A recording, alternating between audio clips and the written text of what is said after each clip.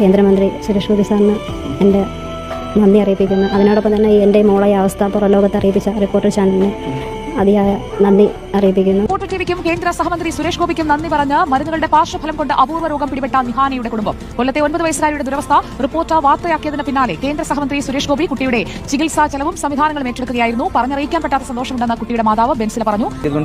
Sir പറഞ്ഞ് സാറിനെ ചികിത്സിച്ച ഡോക്ടറെ കൊണ്ട് തന്നെ മോളെ കാര്യങ്ങളെല്ലാം ചെയ്യാന്നുള്ളൊന്നുകൊണ്ട് പേടിക്കേണ്ടെന്ന് പറഞ്ഞു. പിന്നെ അതിനോടൊപ്പം ആരോഗ്യവകുപ്പിൽ തന്നെ വിളിച്ചിട്ടുണ്ടായിരുന്നു.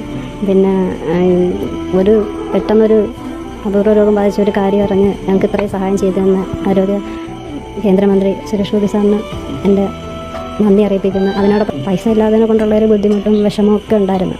പക്ഷേ ഇപ്പം സന്തോഷമുണ്ട്, അതിലുപരി ഒരു അത്ഭുതമുണ്ട്. കാരണം ഇത്ര പെട്ടെന്നാണ് എൻ്റെ ജീവിതം മാറി മറിഞ്ഞതെന്ന് ചിന്തിച്ചുകൊണ്ടിരിക്കുകയാണ്. എനിക്ക് ഗിരിധർ ആശുപത്രി ഈ കുട്ടിയുടെ ചികിത്സ ഏറ്റെടുക്കുകയും കുട്ടിക്ക് കാഴ്ച, അതായത് വെളിച്ചം കാണാൻ പറ്റാത്ത ഒരു അവസ്ഥയായിരുന്നു. അതെല്ലാം തന്നെ ഗിരിധർ കണ്ണാശുപത്രി ചികിത്സ ഏൽക്കുകയും ചെയ്തു. ഒപ്പം കേന്ദ്രമന്ത്രി സുരേഷ് ഗോപിയുടെ സഹായം അടക്കമുണ്ടാകുന്നു. ഒപ്പം ആരോഗ്യമന്ത്രി ഇതിൽ വിശദീകരണങ്ങൾ അടക്കം തേടുകയും ചെയ്തിട്ടുണ്ട് എന്നറിയുമ്പോൾ കുടുംബം വലിയ സന്തോഷത്തിലാണ്.